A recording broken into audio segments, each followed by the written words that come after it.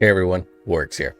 So we have patch 10.0.5 coming up on Tuesday as of this recording. So it is Friday the 20th as I record this. So it comes out in just 4 days. And it's not a massive patch by any stretch of the imagination. There's no new zones, anything like that. It's a typical 0.05 patch where they do some class tuning, add a few new features, try to keep a little bit of fresh content going, as many guilds are still trying to continue their progress through Vault of the Incarnates, and many people are still trying to push their way up to that 20s number to get the best possible weekly vault. I know I'm still doing both in this case. I spent last night progging Heroic Razagath, and my highest key that I've done this season is only a 17, so still have some growth and some work to do on my end. This 0.05 patch, I think, brings just enough new for those that are looking for something new, but also bringing a slew of changes that I think are going to affect most specs positively. So in this video, what we're going to do is we're just going to quickly browse over everything and just kind of give you some quick opinions and some thoughts on a lot of this stuff, so that we can kind of give you an idea of what's kind of the big things to look forward to. And then, of course, as someone that really loves and focuses on class design and class tuning, a lot of changes there. We'll kind of touch on all of them. I'm not an expert in all of these, of course, but I'll kind of touch and give my general thoughts for non-druid, non-survival hunter, and I've been playing a lot of paladin lately, so I'm learning that class. Just kind of give my thoughts as an outsider to those that what I generally think will do, and what I've heard from people that do play those classes. So we're going to start off, of course, with the trading post. This is kind of a new feature. This is not going to come on Tuesday, but this will come on February 1st. So this is a monthly thing. As you can see, this is the one in Orgrimmar. There's one in Stormwind as well in the Mage District. And basically what it does is it just allows you to acquire a ton of new cosmetic items with a currency called Trader's Tender. So yes, there's another currency, insert the joke here. But what this basically allows you to do is you get 500 for just visiting the trading post every month. And then there's a variety of activities that you can complete that will allow you to get more currency. So if you're really into cosmetic things, then I think you're really going to enjoy the trading post. For me, I'll probably check out and see what's on the trading post every month and see what's there. There's been some data mining done by Wowhead that indicates that things like mounts, things like that could potentially be on there. So if you're a mount collector, there's a possibility you could get a few unique mounts or stuff from the store that you normally wouldn't find could be acquired. What I would hope to see eventually is artifact appearances coming out from the Legion. As someone that didn't play Legion and so can't acquire all of the artifact things, it would be really great to be able to have an opportunity to get that on like my Death Knight or my druid or my hunter or whatever the case may be. So this is just kind of a new system. Basically, by just logging in and going to the traders post, you get 500, and then and these activities are monthly, so you don't have to grind them out like every day or every week. You basically can just kind of do them as you do them, and there'll be a full new interface for it. Some of it will just kind of be stuff that you do by completing normal raid activities. Like I've seen screenshots of them saying like, oh, there's like kill like 5 raid bosses in the month, or finish like 10 mythic dungeons. Just stuff that if you're playing that type of endgame content, you're probably going to do anyways. Because like if you're like me, I try to do 4 dungeons a week, at least 4 dungeons a week on my main. So typical week lasts 4 weeks. That's 16 dungeons. Boom, I get that thing done. So it'll just be a good way to go back into Stormwind every now and then, get away from the Dragon Isles, as beautiful as it is, and as much as I love Valdrakken, going back to Stormwind every now and then just to check in on this and see what the quests are. Not a bad thing. Like I said, I hope to see things like Legion artifact appearances. I think would be really cool on there, but I think it'll be good to just take a look and see what you can find. Cosmetics are obviously going to rotate monthly, I guess. And whatever you collect, say like in February, you collect let's just say up to the full 1,000, but there's nothing on there that you really want. You hold on to that 1,000, and then next month in March comes around and you see what's on there. Maybe there's something on there that you can get. So allows you to be selective with the cosmetics that you use. It's very deterministic. I think this is very, very cool. Even though I'm not a massive like Mog guy or anything like that, for those of you that are, and those of you that do like mount collections and stuff, I think this is going to be a boon to your gameplay. All right. Now, in the timeline, there was talking about the Primalist Future event. This is called the Storm's Fury. Basically, what they're trying to do is make the Primalist feature area much more engaging. So once every 5 hours, you'll be able to go into the Temporal Conflux portal in Thaldraszus, and basically you'll treat it like you do the Primal Storms now, where you just kill a bunch of mobs, and eventually you can get enough currency to exchange for 385 rings, trinkets, necks, toy, the sigils. There is a Hornstrider mount and a battle pet as well. So just kind of similar to what we get with the Primal Storms now. It's just offering 385 gear, so a nice little way for you to catch up. If you have an alt that needs a little bit of catch-up gear, like my paladin that I just hit 70 on like 3 days ago is only like 349 item level or something like that. So I could go out, spend a couple hours if I wanted to, grinding out this stuff come next week and get some 385 gear that allows them to catch up, get into like, you know, potential be like raid ready for alt raids or whatever the case may be. Just having some fun with it, and you know, another mount which I think is pretty cool. So reason for me to do it on, like, you know, obviously my paladin, I'll be doing it for the gear, but like my druid, for example, that is, you know, 399 item level, doesn't need the gear, so he just might go chase the Hornstrider mount. So reason for me to do it on my main, because you can go grab a mount out of it. All right, let's talk about the class stuff. We start with druid. Now, I'm not going to go into super detail about this because I don't want this video to be really, really long. And I've already done videos on all of this stuff for druids as it is. Go check out the channel. You'll see them there. You know, I asked, do they do enough? What are we looking at? Things of that nature. And I kind of hit on all of it, from first impressions to deeper dives to looking at the talent tree. So if you're a druid fan, go check out those videos for me, please, and give them a like, all that good stuff. Help people see them. But the basics of this are that the druid class tree added some bunch of new connections, a couple of new talents that I think help PvP purposes for Typhoon, Forest Walk. Interesting potential talent, but I haven't seen many builds where I would be using it. And just kind of some quality of life stuff overall. It makes the tree a little bit more connected. It gives you a little bit more pathing options throughout the tree, which I think is good. Anytime you can give players options in different ways, in creative ways to get to different talents, I think it's a good thing. So the balanced druid tree completely redesigned. I think for the most part, most people that I've talked to seem optimistic about it. They really like the way it's designed. They are a little sad that you're going to be forced to take Starfall in order to get, or take Solar Beam in order to get Starfall. But that just kind of is what it is. Personally, as someone that's still learning the spec, I think the bottom of the tree feels a little bit lackluster.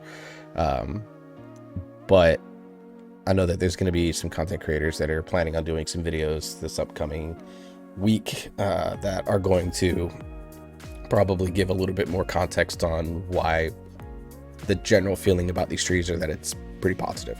Excuse me. Apologies.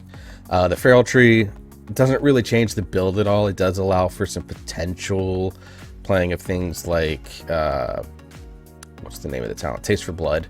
You know, if you've watched this channel, I've been railing on that talent as being pretty useless because of its number of points investment. It's now being changed to a 1-point node. So all of a sudden there's some potential for some build diversity in the tree. Overall, I think the focus of damage builds won't change that much. There is a potential for a like single target adaptive swarm moonfire +3 bleed, so like 5 plate spinning gameplay, which I think might be interesting, and I might be trying it out on some pure single target fights. I'm thinking like Taros, Aranog, or even fights where I just play my single target build like Kurog, where we are heavily focusing down a single target for strategy reasons. You know, that might be a play, but I think for the most part, the AoE build doesn't really change that much. You may be able to pick up a point or two extra that you didn't get before, but I think for the most part, it's just a lot of quality of life, makes the flow of the tree a lot better. And, you know, combined with the hotfix buffs that it got, and they're talking about looking at doing more with the tree come 10.1. So Feral's in an interesting period. I still love the spec. I'm still playing the spec in Raid. I'm playing it in Mythic Plus. The 17 that I keyed was as a Feral Druid because one of our Raid's main tanks was tanking it. So, and I did very well on that key, I think. So just overall, really enjoy Feral as it is right now. curious to see what they're looking to continue doing with it. Guardian tree, completely redesigned the tree. I think it's very, very, very improved. Ursine Adept being baseline, just I think it's good. It just makes sense. And Innervate being castable in bear form makes Innervate a much more valuable tool to a Guardian Druid now. A couple of the new talents I'm really interested in. Thorns of Iron I think is the most interesting ones because it deals damage equal to your armor. So it kind of pushes Iron First hacking as being a thing. And it has both AoE and potential single target capabilities in it. Raise is an AoE rage dump. I'm concerned about its usefulness because it's not tied to things like Ursoc's Fury, which gives you the shield when you maul and thrash. Raise isn't attached to that. And things like Tooth and Claw still make maul better to use because it's free, whereas like I don't know where Raise falls into the prio, so to speak, for the spec. Moonless Knights has some potential in a Laser Bear single target spec, and I think Lunar Beam still has all the problems that Lunar Beam's had in the past, but overall I think that this tree is very much more developed overall. Restoration, they're trying to make Nourish a thing, and I think Nourish is like Fetch. Just stop trying to make it happen. It's a massive mana sink to get something that doesn't feel all that efficient for spending 18% of base mana on. Like, I just don't see where you're gonna play it. Let's quickly touch on some of the other classes. Evoker, Preservation Evoker, there's some concerns about Temporal Anomaly. A lot of people think that the abilities kind of be killed off, but for the most part, some of the other stuff is just more quality of life and bug fixes, and adjusting talents to match the kind of new design for Temporal Anomaly. Overall, I think there's some concern about it, but the quality of life changes. I think most evokers that I've talked to seem pretty happy about it. Hunter, Salvo being redesigned, I think makes it a little bit better. Just not a critical cooldown, which I think is cool on Salvo. Tactical Reload is replacing double tap essentially in the tree. It just kind of it's not there. And then Calling the Shots, reducing the cooldown of True Shot by 2.5 seconds, up from 1.5 seconds. Still don't think it does anything more than I think it's Eagle Talons is the thing that it's in a choice node with. So some nice little small changes for marksmanship, but I don't think it really impacts them much in the way of their fact that they are the best hunters back in the game right now, and I don't think it's close. Monk got some bugs with Feline Stomp fixed, which is good. Brewmaster, I kind of touched on this already. They are trying to shift the power of the spec out of Resonant Fists and more into your baseline rotational abilities, and they cleaned up the tree so that you now have a bunch of 2-point talents being 1-point talents, which opens up build diversity in the tree. I think Brewmaster is finding itself slowly on the rise. Spirit of the Ox being added in to give you a healing sphere, kind of again continuing to build that that kind of inherent weakness of self-sustain. I think they're doing some good things with Brewmaster Monk. I think Brewmaster's slowly on the rise. I'm still concerned about the fact that you have to keep track of and maintain like 12 things, so you're always having an issue of button bloat. I know many people that play Brewmaster for long periods of time are saying like their hand starts to cramp up and stuff like that, and they have to take breaks just to stretch out their hands and let their hands relax overall. So that's a concern of mine. I don't think that's good for the game when you have people that are like, yeah, I'm getting physical pain just by playing the game. And it's not like for long periods of time, like Bruceff, who's the main tank of the Team 3 and Iconic, has said multiple times, like, I played like one dungeon and it just hurt my hand. Like, that's not a good sign. But overall, I think these are good changes. Brewmaster stock slowly rising. They still do a truckload of damage. That's always going to be their thing. The Mistweaver changes, I've not really seen a lot of talk about the Mistweaver changes overall. I think they got a few bug fixes, Bone Dust Brew being removed, some quality of life stuff that's out there. Invoke Yu'lon making Enveloping Mist cost reduced by 50% versus 33%, I think helps the mana problems that has always kind of come with Yu'lon. Zen Pulse getting damage and triggering Gust of Mist is cool. A couple of new talents, I don't know how good they're going to be. They kind of replaced the Bone Dust Brew stuff. So I'm sure folks like Megaset or Anomaly or the Peak of Serenity Discord podcast will be kind of talking about these changes if they haven't already. So be on the lookout. If you're interested in learning more about Mistweaver stuff, go check out Megaset. I think she's probably your best resource. I think it's the best creator in the Mistweaver space right now. But the Peak of Serenity podcast, Anomaly, who's a well-known Mistweaver, is on there, and I'm sure they'll have Avalon and a couple of other folks from the Mistweaver community on that podcast to talk about these changes in depth if they haven't already. So go check that out. Windwalker just got some bug fixes and quality of life stuff, which is good. Windwalker, I think, is actually in a pretty good spot right now. Feels pretty good to play from all the folks that I've talked to about it. They like the way that the tree's set up. Like Windwalker just is nice, well designed, and a couple of bug fixes is never a bad thing. Paladin, class that I've been trying to play a little bit more of, particularly Holy, wanting to learn that. Adding a chalker buff to After Image. This is happening for After the Wildfire for Guardian Druid as well. I like this. This just makes weak aura tracking a lot better. And then Holy got Blessing of Winter redesigned. So Blessing of Winter right now, as of this recording, what it does basically is you give it to a target, and that target will do additional frost damage with their auto attacks and slow the target.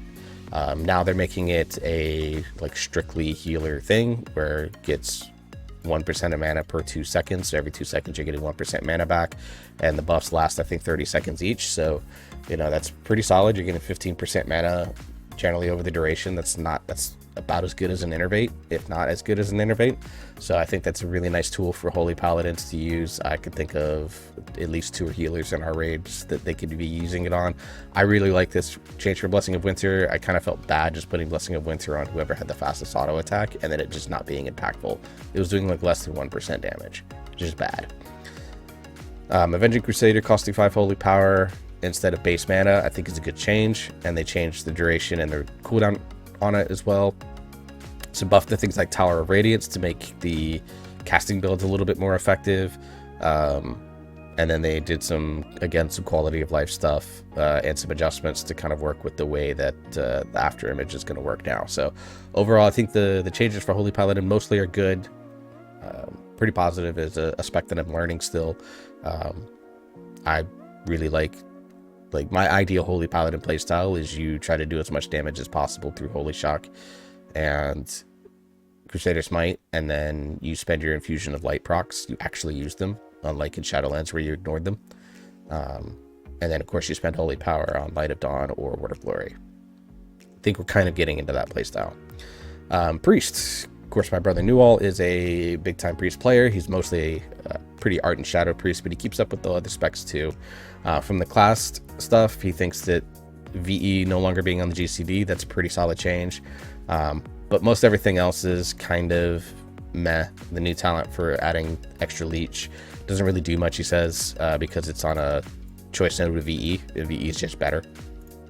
So, and the root from Void Tendrils being displayed on enemy nameplates is a little bit of QOL stuff. Discipline changes. Most priests that I've talked to, or most people that I've talked to, or kind of the research that I've done, they pretty much like these changes across the board. Priest is the one class I don't have leveled, so I literally know nothing about it other than what I've learned from Newell.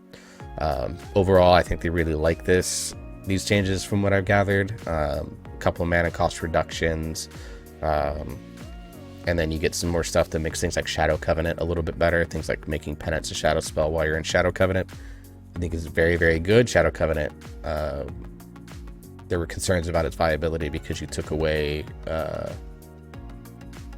what was it called? The Shadow Healing spell. I don't remember the name of it. Made kind of limited Shadow Covenant a lot, so good there. The holy changes are, for the most part, I've heard are pretty nice. Anytime you can get a nice, reasonable talent point reduction, you take it. And then the shadow stuff is just kind of there. It doesn't really change much about how the spec is going to play. Although Psychic Link functioning with Mind Games, Voidpoint, and Void Torrent is the most positive change out of that. But they've got some nice damage buffs recently that are doing well, and Newell's even seen it too with his damage lately, where he feels like he's starting to understand the gameplay loop. And I think most Shadow Priests are starting to figure out their gameplay loop a lot more. And now they're just going to get a little bit more insanity generation with Halo and Mind Games. And Psychic Link being a more viable talent now, so good stuff. Rogue, the class trees get faint at level 12 baseline. I think that's fine. Anytime you can baseline more stuff, I'm down with it. Sepsis got a little bit of a buff. Elusiveness and cheat death got moved to where faint used to be. I still think you take cheat death all the time. So assassination got a new talent to help their AoE damage, with Shiv striking 4 additional nearby enemies and increasing bleed damage. I think that's fine. Assassination's never been known for its AoE damage, so anything that can be done to help that I think is cool. Outlaw got a little bit of survivability buff with killing spree reducing damage taken by 65%. Hello, Outlaw being the dominant PvP spec. And then Sub got just one small little buff to invigorated shadow dust that did not get affected by PvP. The one class I feel the worst for, Resto Shaman in particular, the one spec, they renamed Mana Spring Totem, and Healing Tide Totem is better when not in a raid. I think this is kind of sad. I really feel bad for Resto Shaman in particular. Elemental and Enhancer are in good places right now. Resto Shaman not so much. I think Blizzard needs to do more with Resto Shaman. I hope that in 10.1, once that comes out, we're hoping in April or May,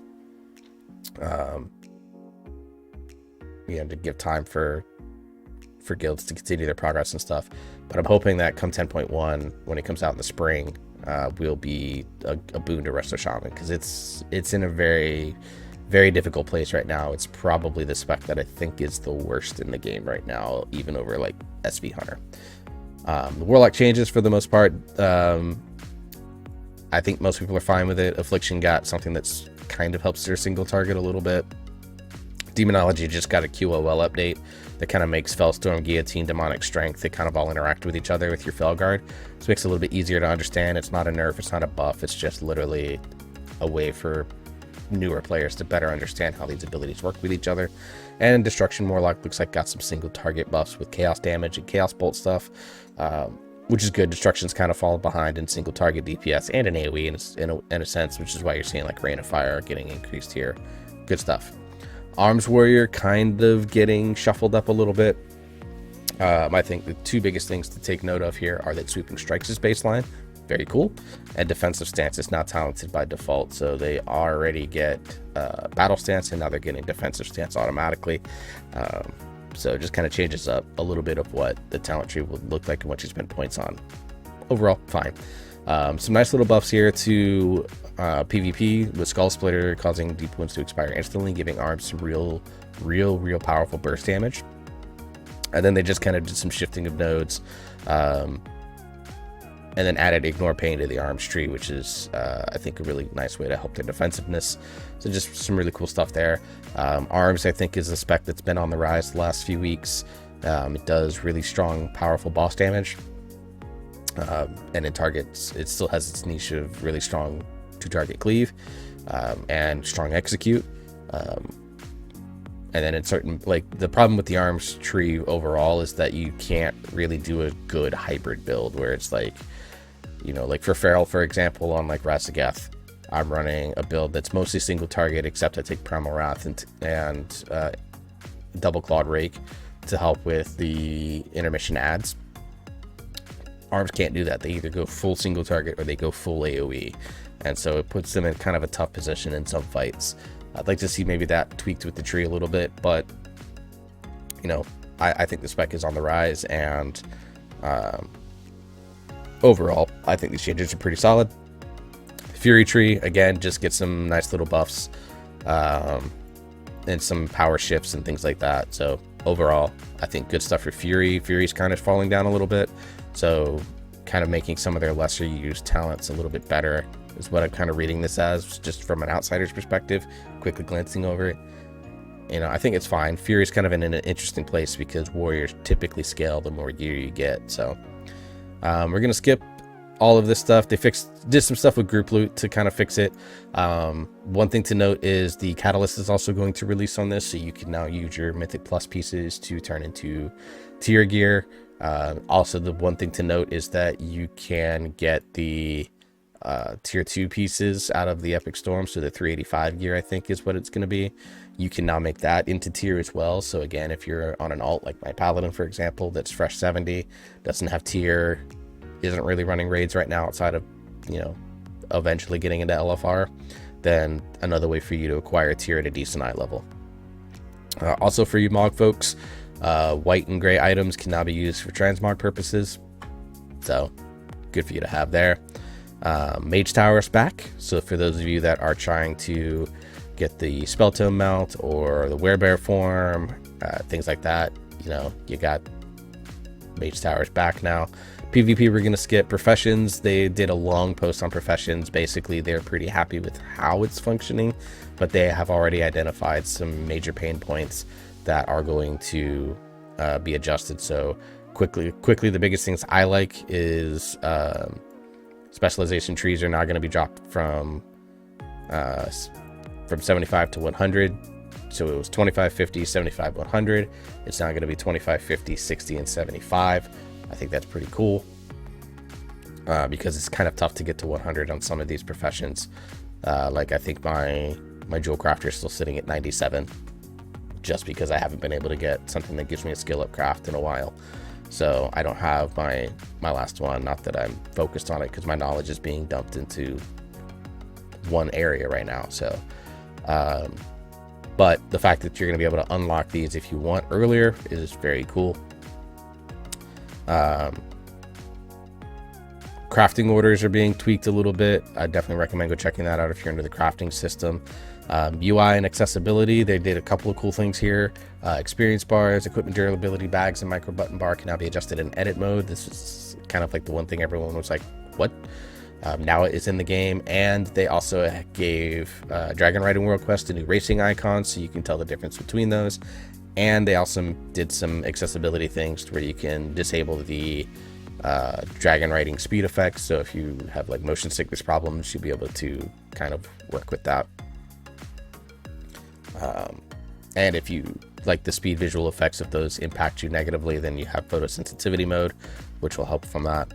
And just a bunch of little like cool stuff here that's going on. Talent windows, you can now reset one tree at a time versus having to reset everything. Overall, not a big patch. The class changes, I think for me, of course, are the most interesting thing. Primal Storms event is just kind of the Storm's Fury event is basically the Primal Storms jazzed up. Trading Post, I think, is the most interesting thing that's going to come, and it's not coming until the 1st of February. But overall, not a huge patch, nothing game breaking, nothing that's going to turn the world upside down and wow, but just a bunch of really cool, fun features that are going to be around that allow for good catch up. And the Trading Post itself, of course, for those that are cosmetic lovers. If you're very much into the gameplay systems, want a new world to explore, anything like that, you're gonna have to wait till 10.1. Keep out what you're doing now in the meantime, though, because outside of some small gripes with Mythic Plus, I'm having an absolute blast in this expansion. I find myself wanting to play it nearly every day. So I think this is just a nice way to add to what we've already got that's really, really powerful and really good. Just good stuff.